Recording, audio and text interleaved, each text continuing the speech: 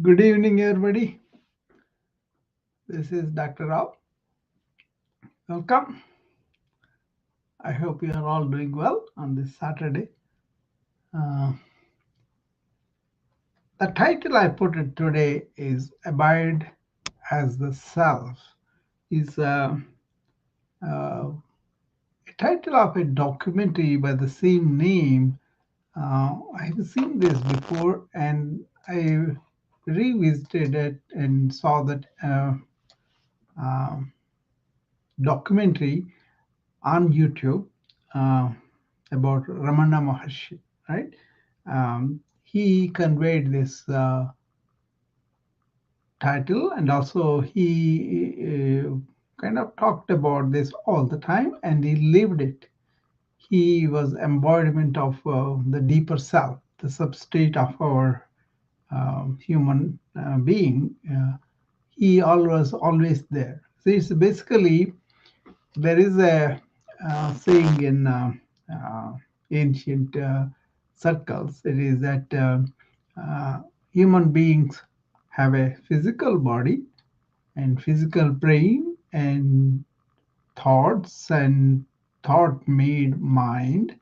All these are tools that we use in our life, but we are not just that.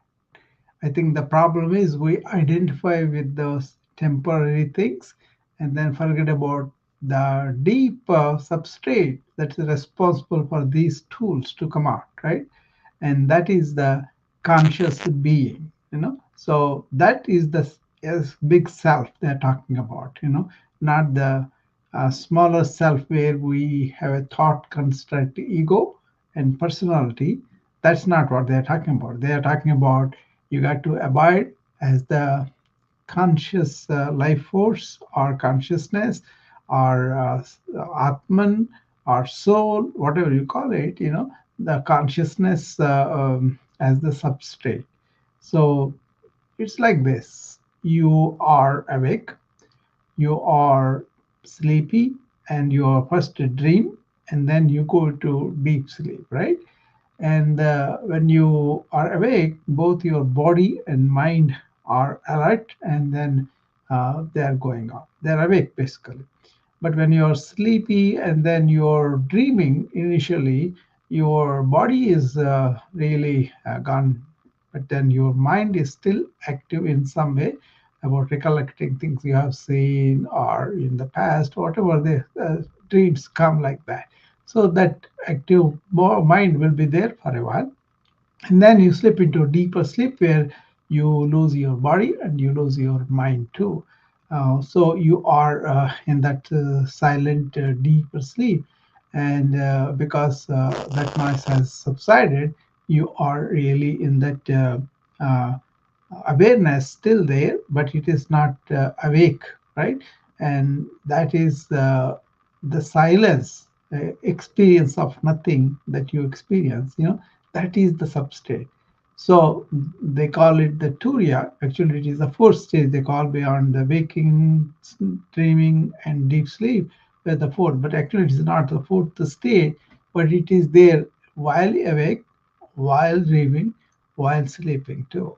And then you wake up in the morning. The first thing is you are aware of what is going on around you, and then the thought kicks in, and we go to the thought world, and we forget about what is our real substrate.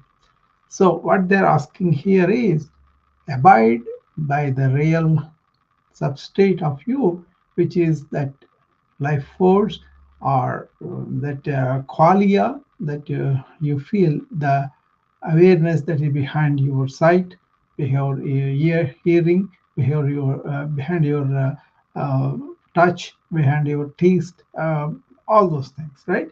So the witness that can see your daily regular occurrences, that is really us, and abide by that.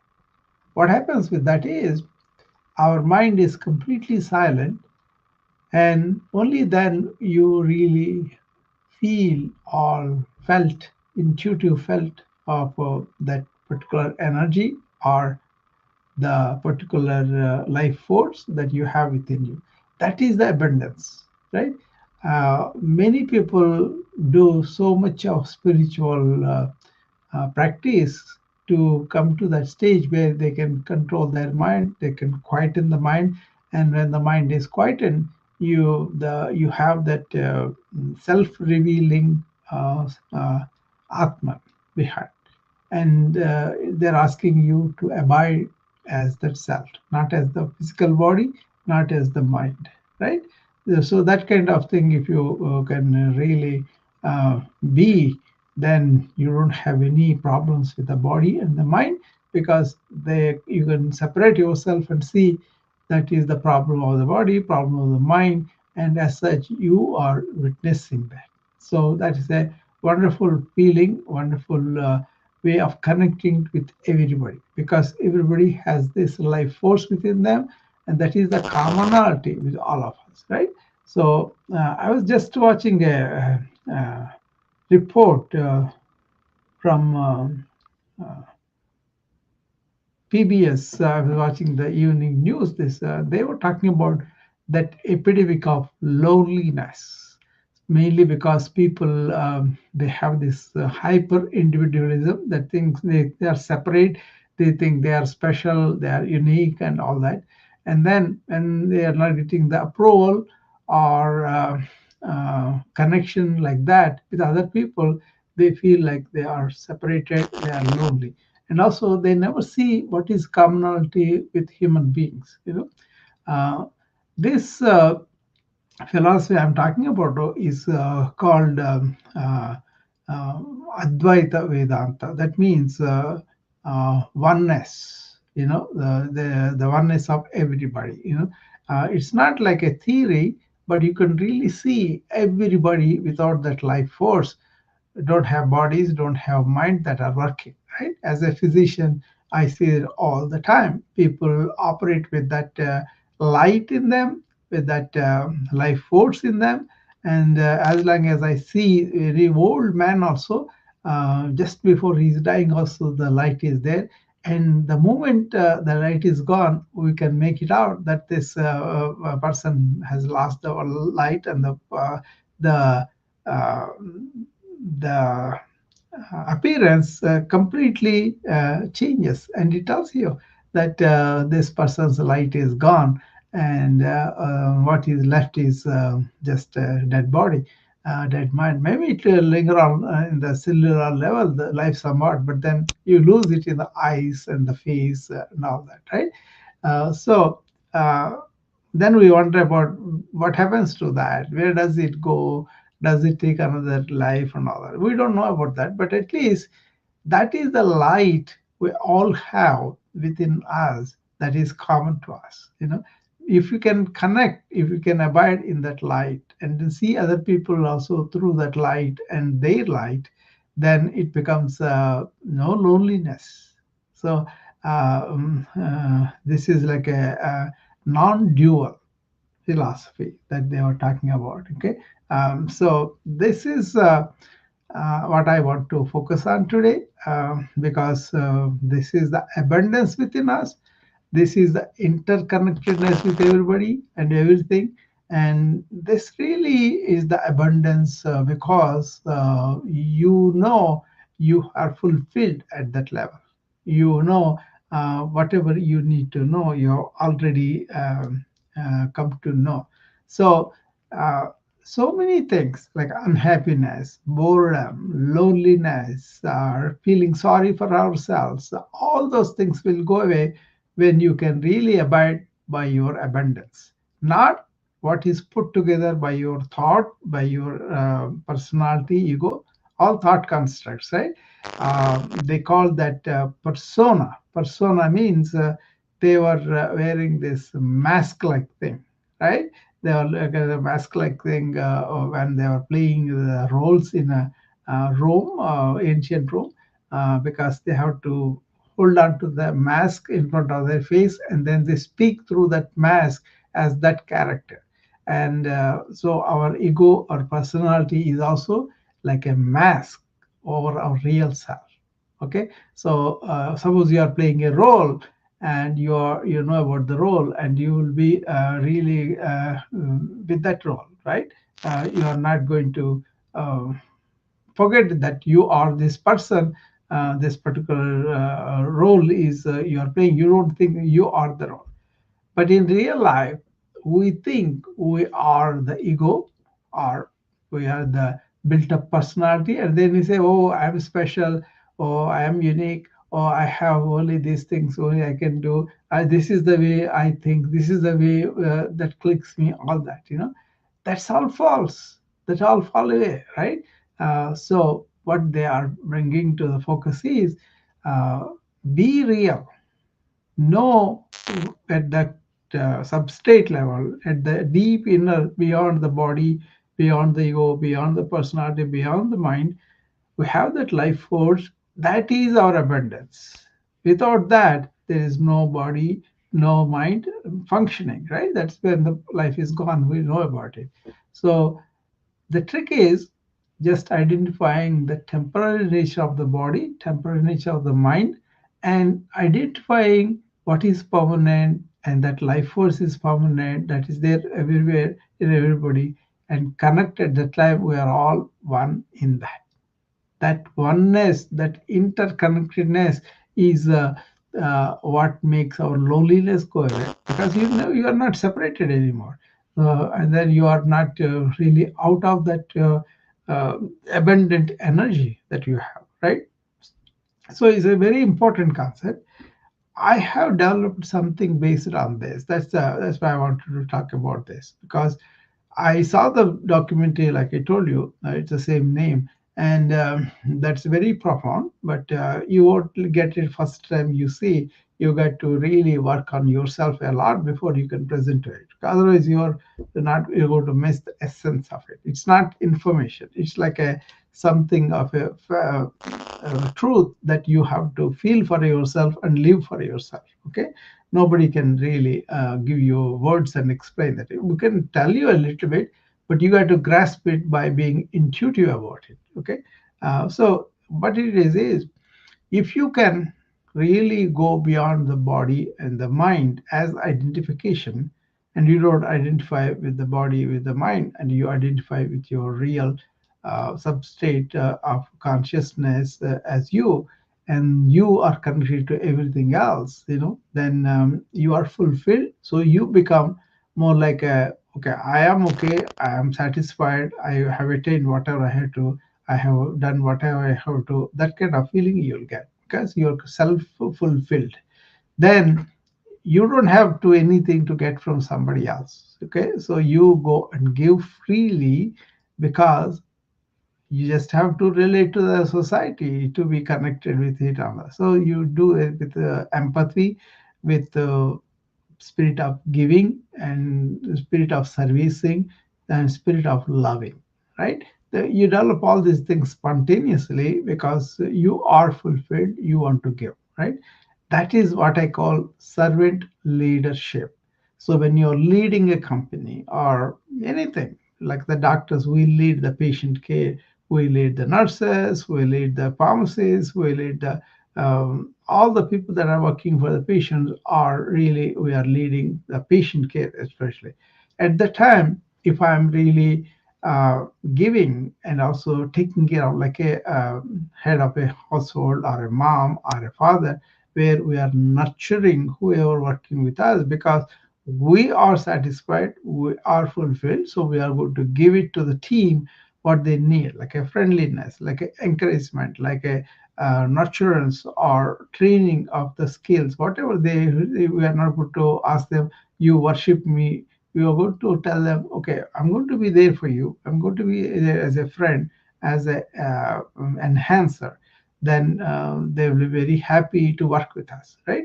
So I'm teaching leaders this kind of servant leadership that is coming from their own self realization, they being completely full. In Sanskrit, it's called Purna.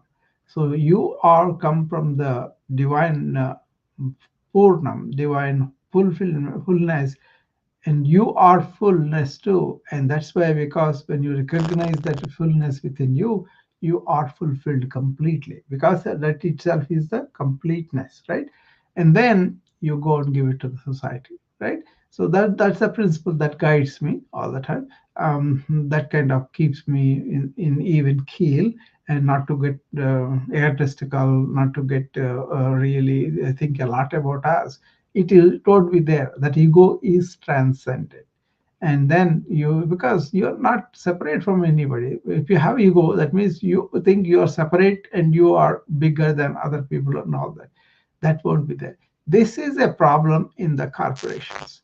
Corporations are driven by people who have egos, and who have come there and then want to drive everything with their own money or power and ego, and then all that has to be satisfied their ego. Okay, so tremendous stress is generated because a corporation run by somebody who is egotistical.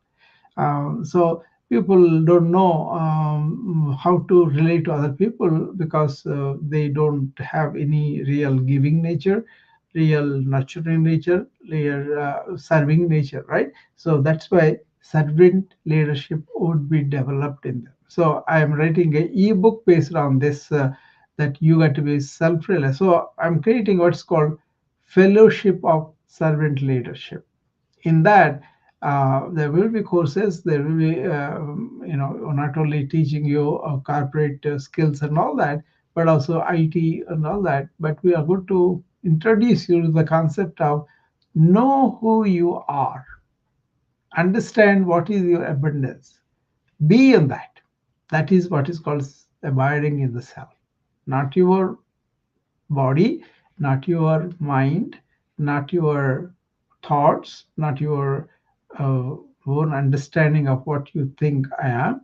Behind all that, there is substrate of life force. That is what you are. That is very, very fulfilling, complete fulfillment. Once you realize that, then you use mind as a slave, use mind as a something of an instrument.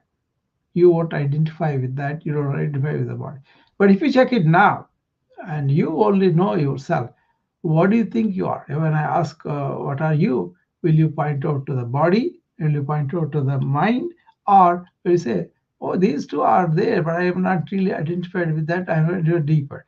99% of people, they'll identify with their body and the mind. It's not a fault, but considering, what if I see what they are temporary, and I go beyond it and identify myself with that underlying abundant substrate, life force. I am that kind of, once you are embedded in that, once you are really abiding in that, everything changes.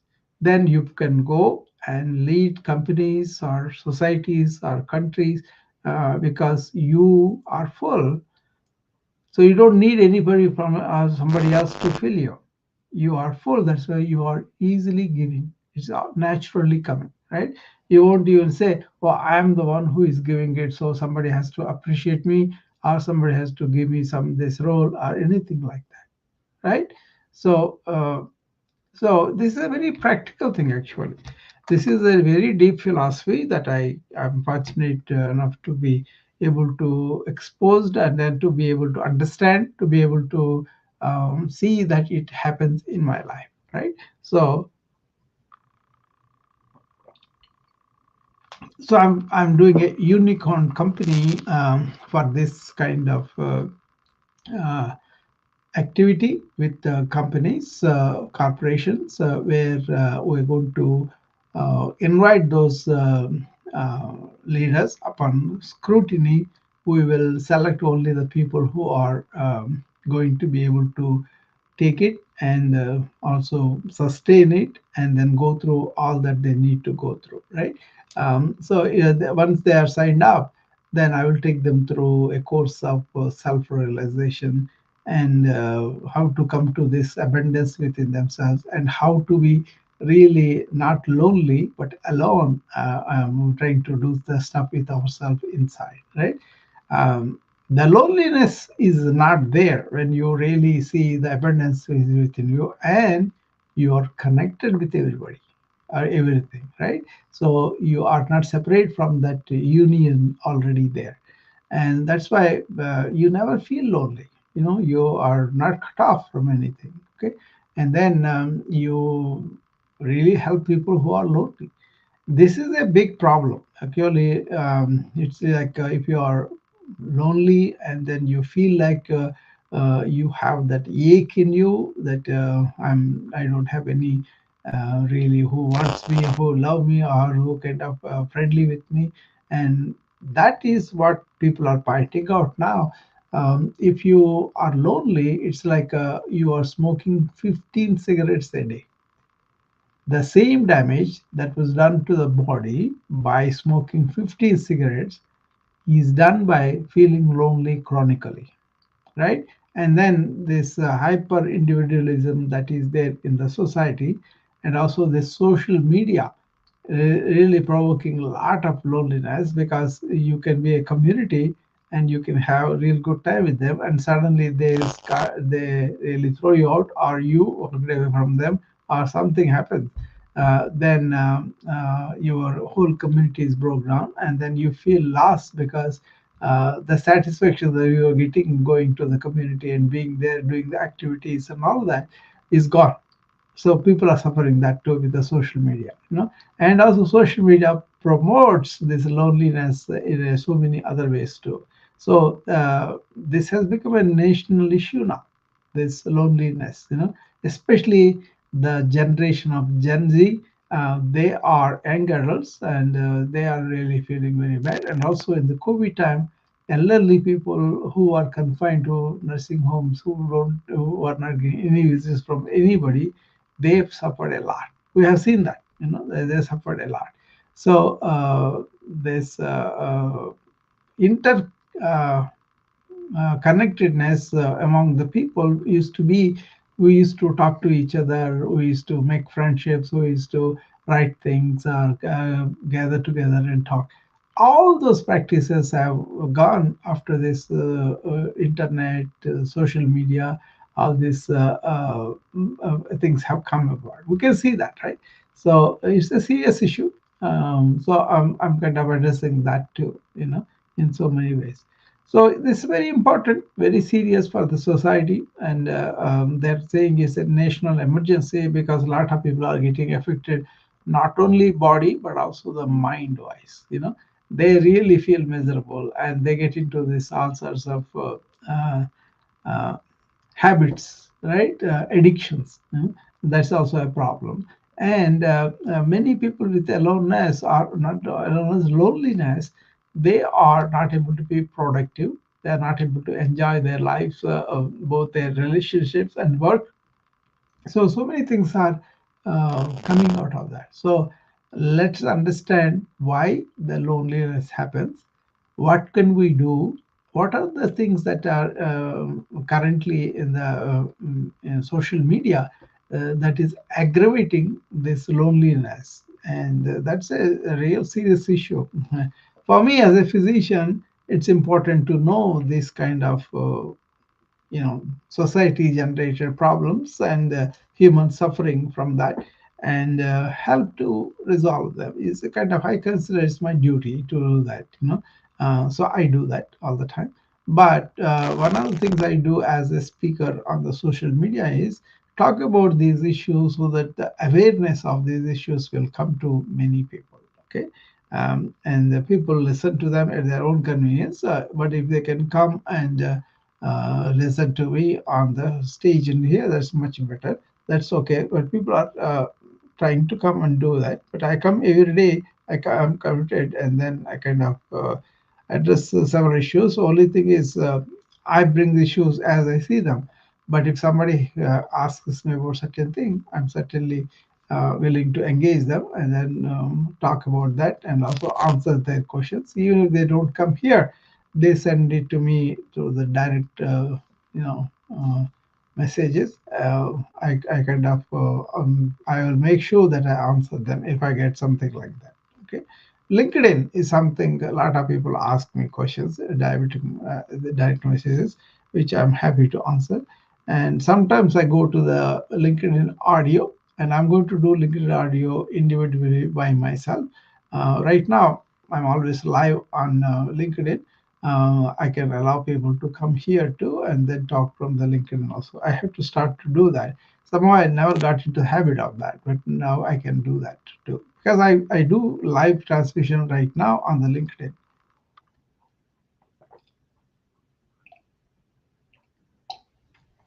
Getting thirsty, speaking, okay?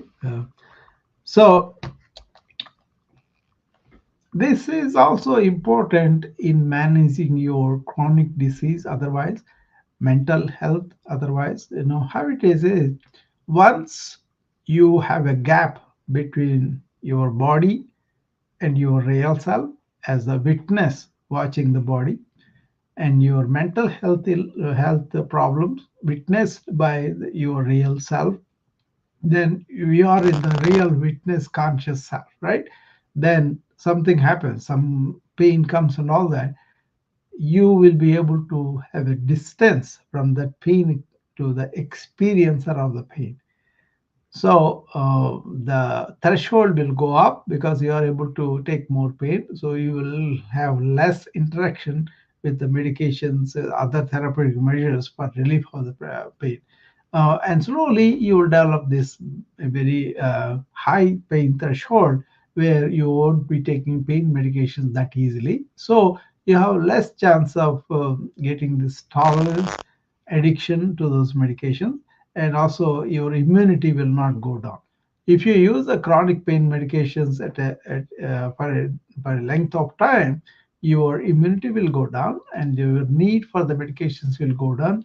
And it is possible that higher doses of these medications can make you addicted, also can make interactions with other medications you are taking for other illnesses that you may have, right? So that's why I kind of don't take medication that easily unless I really need it. Okay, so we can be like at that.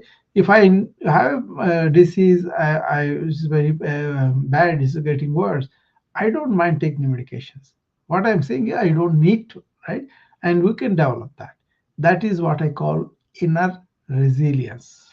How can we develop resilience so that we can deal with any illness or any problems, and also really keep our body in balance such that it can encounter many of the illnesses, and then it will not succumb to them. It will fight and will come out of it. Okay, so that's a ancient Ayurveda principle that body is born in balance, but with our lifestyles we get out of that balance. So what they do is they can now detect that, diagnose that, and then correct it back to balance. Okay, and mostly they use the food to do that, or your way of thinking or your way of living, those kind of things they attend to. And that way you can do a lot of it. There are so many practices that they do that can revitalize you, and then that can help you to develop this enormous energy within us, right? And that will overcome any of the chronic disease illness. Suppose you have a very bad chronic illness and you are taking medications and all that to control that. By doing these natural practices, you develop a resilience within you that will make the medications the doses to cut down and number of medications to cut down, and then eventually be free of all medications. But it all depends upon you, how well you live, how well you develop your habits on a daily basis, and how you really this abiding as the self is the epitome of spiritual practices. And once you realize who you are and ended up in that, you don't have the psychosomatic illness. That means your mind won't make it much worse. So that's why it's important to really understand our physical body, really understand our mental body, and keep it quiet, the mental body, and then really bring out the abundant real self within all of us. And that way you are not made worse by thinking a lot about it or being fearful and all that. And then when you don't make your own mind acting against you, you won't generate those hormones, those markers, or all those that we otherwise secrete, and then we make ourselves sicker than we are. Okay. Hi Nazli, how are you? So this is a big topic. um, I brought two things here, right? By abiding in your real substrate of yourself that is beyond body and mind, you are going to discover the abundance within you, and that abundance comes out, you become fulfilled, then you become the servant leader. That's one thing. Then you won't be alone. That's another thing. The other thing is you really feel like you have attained the fulfillment that you are looking for outward things, and then with that sense of abundance you lead a very very good life. Okay. That's why all these things are not by some magic or some just like that. They happen because you have transcended your own not knowing these things by knowing these knowledge systems. And so it's basically knowing your knowledge kind of gets you out of that ignorance that you otherwise had before. And that is what you should strive for. You should discuss, you should pose questions, you should ask any doubts you have, and then you should actually do the practice. Suppose your mind is all over and then you cannot have any control, right? Then you need to get that mind under your control, right? So sit down, take time off, reflect on things, and then just to close your eyes and say, what is happening with you? What are the thoughts I'm having? What are the feelings I have? What are the memories I have? What are the concepts I have? All those things will be examined. Then people have to burn them out. That is the meditation part. And then you'll arrive at the quietness, at the silence that is within you, from which silence all this chattering and everything is coming. Your goal is to go and touch that silence and embody that, stabilize yourself in that. And then from that silence, you can choose to think what you want to think.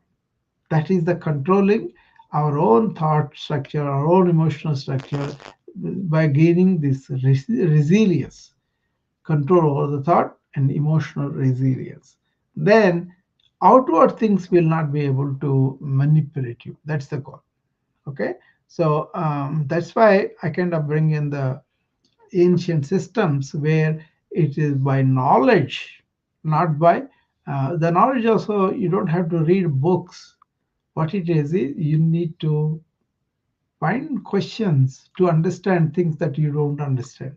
For example, if I'm saying this, abide in the self. What the hell is the self? What is he talking about? What is abiding means? Why am I not there? What if I'm not there? What is the problem? All those questions you can explore in your own mind. Don't accept anything. Question, and starting from the questioning, allowing yourself to go to the end of the questioning, then not satisfying yourself with any concepts or any previous conclusions you have, but be a what you call beginner's mind. That means you don't have any pre supposed conclusions and concepts. Your mind is ready to receive what is new. That means you have to question yourself. You cannot accept whatever somebody says. You got to question it. You got to open your mind. You got to open the mind so that it will discover itself what is what. And that is the kind of thing that opens up your mind. Say, many times what they are not doing is they don't teach kids to think for themselves. They don't teach kids how to uh, learn, how to question, how to allow your mind to open up new neurons, neural connections. That way, you have so much inquisitiveness. You have so much enthusiasm to learn. So, One of the principles I'm teaching my kids in the yoga class was if you want very good energy every day, three things you have to do. Okay. Number one is make sure you are doing something unselfish work, like you are taking care of a kid or taking care of a pet, taking care of a plant, taking care of a elderly man or whatever, or you're going to the office and helping without them asking you. You are volunteer about a committee or something like that. Unselfish work. If you are involved in unselfish work, that's one thing. Second thing is make sure you are getting your body moving and really uh, getting enough exercise. So move the body. Okay. Number one is whatever you do, make it a little unselfish, at least some part of it. If you do the whole thing, that's good. Okay. But second thing is you kind of allow the functional exercise of the body through the day. You can choose to exercise in a gym or a YMCA or whatever. You can swim, you can run, you can walk, whatever. It's up to you, whatever you want. But you don't have to do all of that. All you have to do is move the body from one place to other place. Don't settle down and then sit. Okay, that's one thing. That's number two. Number three is make sure you are learning something new every day. Don't rehash the same thing again and again, but then learn, open the mind, allow things to come into you. If you can do these three things, unselfish work, exercise, learning new. Unselfish work is the attitude in the work, and move the body and keep the mind learning something. Okay. Don't have the noise, but the seeking to learn, exposing the mind to by questioning doubts, opening up your mind about possibilities and all that. Okay, and don't trust or don't believe anybody, but question yourself. Find out the truth of the matter, and those if you can do these things, your energy will be highest. You can check it out. You can do this all these three one day and see how your energy. That means you cannot allow your mind to go to all sorts of conclusions, everything in the past, then you are going to the dead things already. And if you allow your mind to be anxious and look into the future, then you are allowing yourself to be anxious and then deplete energy with that negative energy, right? Or depression, anxiety, both are negative energies, obvious, right? So but you say, okay, I'm going to open my mind. I'm going to keep my mind fresh. I'm going to keep my mind like beginners. That means he doesn't know anything. And then you explore. This is the Socratic way of learning things. So remember these things. If you want energy, these three things: unselfish work, moving the body, and learning something new, but not keeping the mind occupied with the same psychological, cyclical thought. That's not it. Okay. So you cannot recollect all your experience in the past and then worry about it and say that I'm learning new from that. No, you have to expose your mind to new energy, new ideas, new suppose you don't know a language. I don't know Spanish, for example. If I expose my mind to Spanish, the newness of the words, the newness of the meaning, all those are completely new to my mind, right? I might have heard Spanish, but I don't know how to speak. I don't know how to understand it. So that kind of a musical tone that you is a normal something new, do that, okay? Or you don't know somebody, go and talk to them. You know what is their life philosophy, how they have come, what is the wisdom that they have, that kind of thing. Open any number of technology books and learn something like what's the programming, how do you do this, that kind. So something new that you never knew before, you have to expose yourself every day. Okay. Suppose you have a puzzle book, take a new puzzle, expose yourself to complete something new that you don't know the strategy, and then you are exposed. A math problem, a language problem. So a number of things like that. Okay. So, but the today's topic is abiding by the self is the self with a big S. So that means The big S will have the small s of ego within it. It doesn't identify with the small cell. It identifies with the substrate of that, and it is a witness to all your mental activities, all your feelings, all your pain, and whatever is happening in the body, your hunger, your pains, your aches, your feeling of elation, all those things, you are the witness.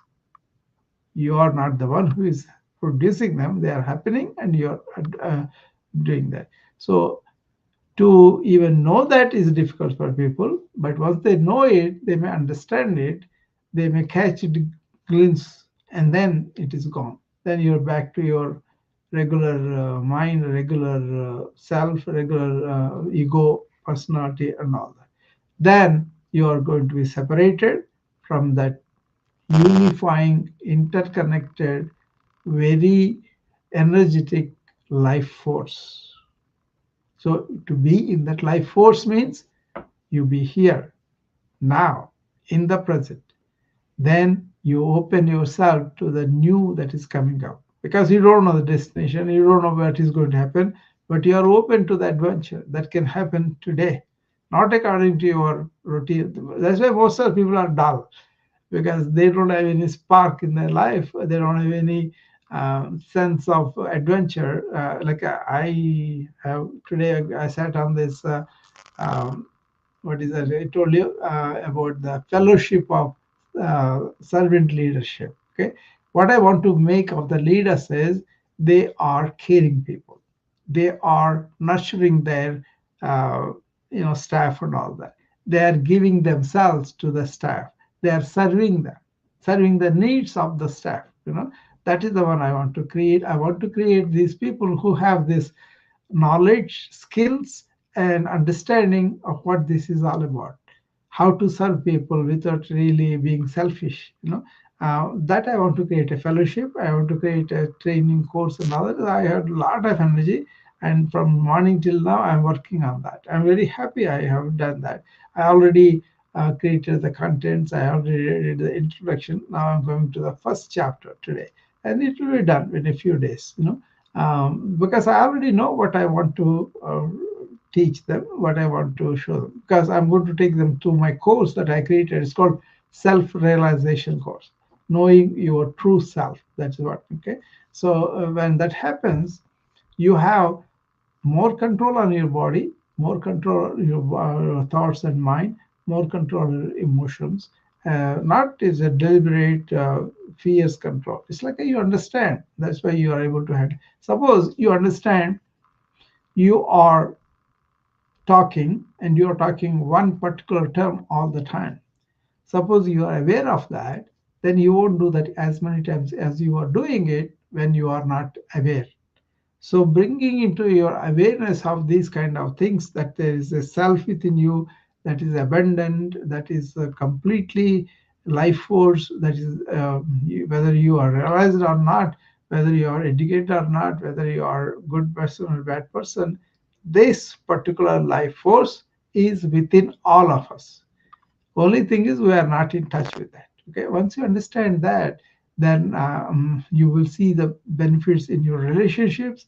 You will see the benefits in your educational opportunities, your training facilities, everywhere. So you become a real good servant leader. Servicing the needs of others is servant leader, and you become that. Then you fulfill yourself, and also you contribute to the society, and there will be more friends to you. More people will be happy that you kind of address their need and give them strength, give them direction, give them real opportunities to grow. All those things they will appreciate. But you don't have to let it go to your head, because you're a servant leader. You have transcended the ego, right? That is what I'm going to show you. How do you transcend the ego? First of all, ego is not real, and but then we get caught into the ego and then stay there, right? So that's a problem. Okay. Anybody has any questions on the wisdom app? Jury is there. Wondering pool, Alan, Sudoku. So anybody has any questions, come up and talk to me. Okay. So this is a important subject. So I'm going to talk a few days on this. Mm, for those people who missed the initial part, I was watching a documentary this morning. It's called "Abide as the Self." This is about how Ramana Maharshi has led his life by being the self, always establishing the substrate of our body and mind. Complex body mind complex is what we call non-self, the underlying life force as the self, right? The Atman they call it, but then in here is like a uh, who can call it a conscious being or our awareness. Yeah, that's a better term. Actually, I use that more. I don't use the mindfulness. That's a misnomer. I use the awareness. When you get up in the morning, before any thoughts come, what are you? You are just aware.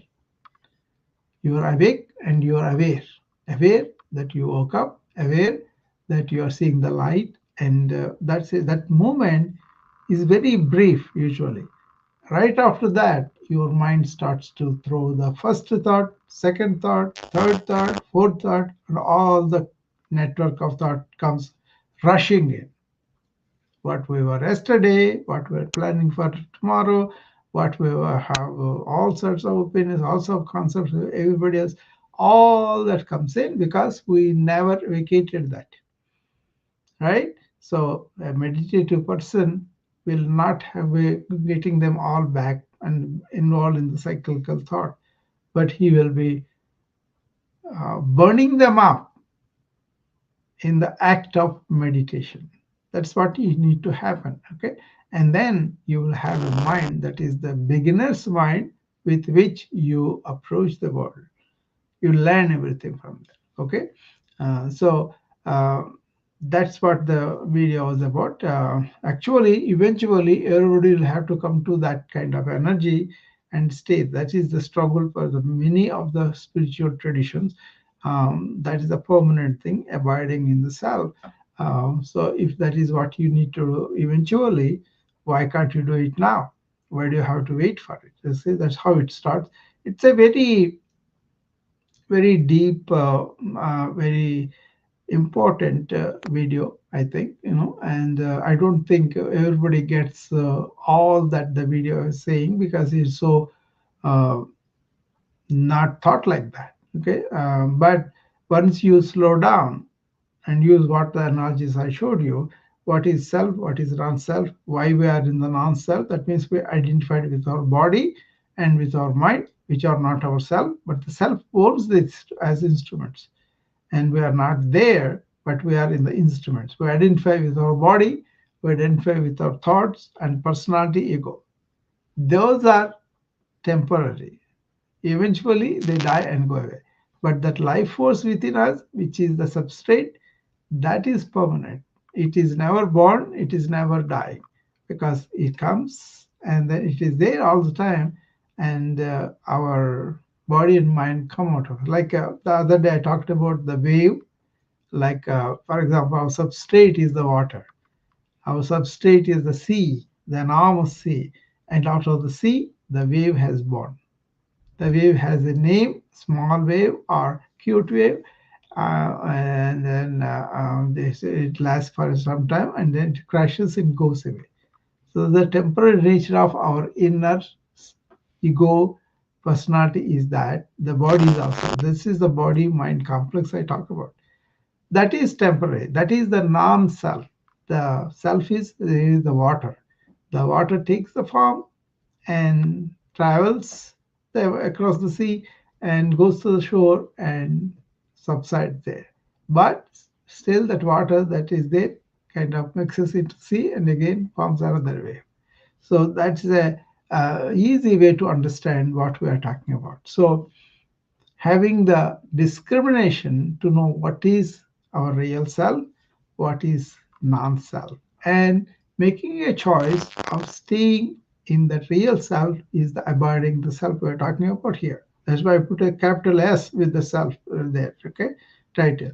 And once you are there, your chattering mind has to stop.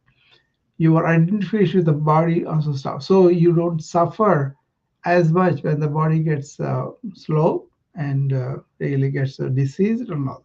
But then we are progressing that to end where we can have a better body, better mind by our research or all those things.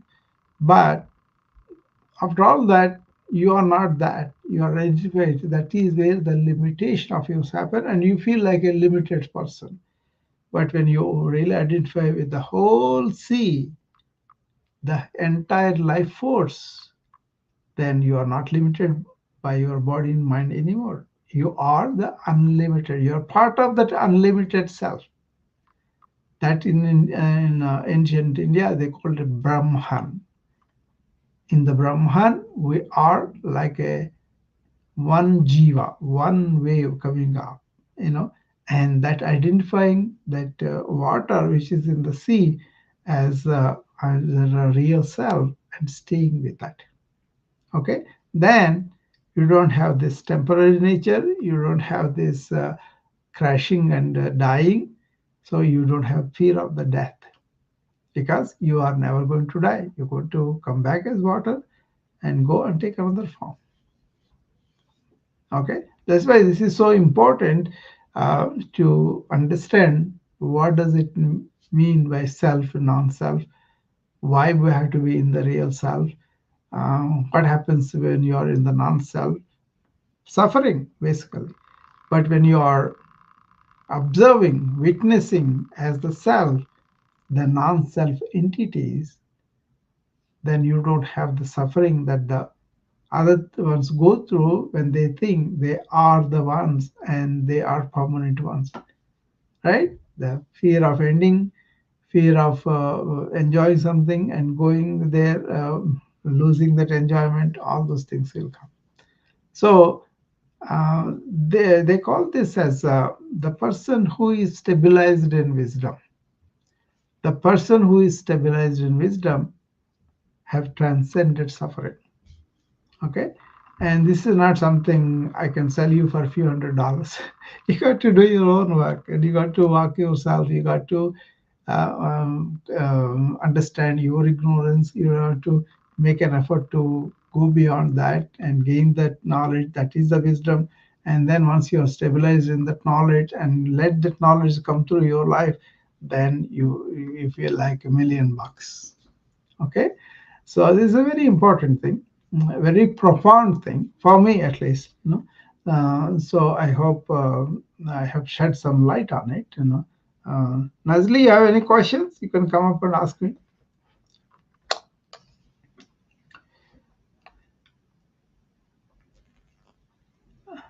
Okay, she's happy with what she heard. That's fine too.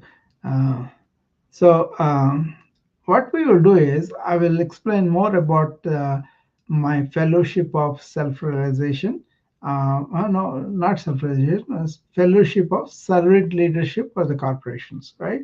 Because I'm really focusing on the corporate health and really helping people to run their corporations better, free of stress genic things in their companies, and also how to protect their own health and wellness so that they don't have any sickness and sick days and lot of loss, and also better working conditions, more camaraderie, more giving and taking, that kind of thing. I'm going to helping people like that. But this is going to be for those corporate leaders that do really want to work this way and develop themselves, or they have questions about it. Those people will be recruited. I don't think I'll take anybody. It's going to be scrutinized, and then their application will be studied. Only few people will be given the because you have to be eligible to really take these things, right? You have to be enthusiastic. You have to have the enough interest and curiosity to learn this, and sincerity too. I just not going to invite people that are not serious about this. Okay, but if they are serious about running their companies better and really providing care for their employees and improve the morale as a whole, productivity and clarity and all that. Then I will give them this course of self-realization, corporate health, and also how to change from within. This is like about reshaping people from within, right? So it's a pretty serious course. My aim is not to uh, get money out of this or fame out of this. Is even one person really takes the course and then really reshapes himself or herself. That's good enough for me. Okay, so I'm going to talk about this for a few days on this topic, and I encourage you come and follow this all these few days. I don't know, 3 4 days maybe, and then get a good idea of what I'm talking about. And also, I wish everybody comes on time because they don't miss the introduction, everything that I do. I come at 6 o'clock, but people come very maybe they do as they please, but they can always go back to the replay and do it. But then it's better if they interact with me, they'll learn much more. All right, it's always getting 7 o'clock. I will open for 2 or 3 minutes more if anybody has a question. Otherwise, I'll close at 7 o'clock. Okay. Thank you.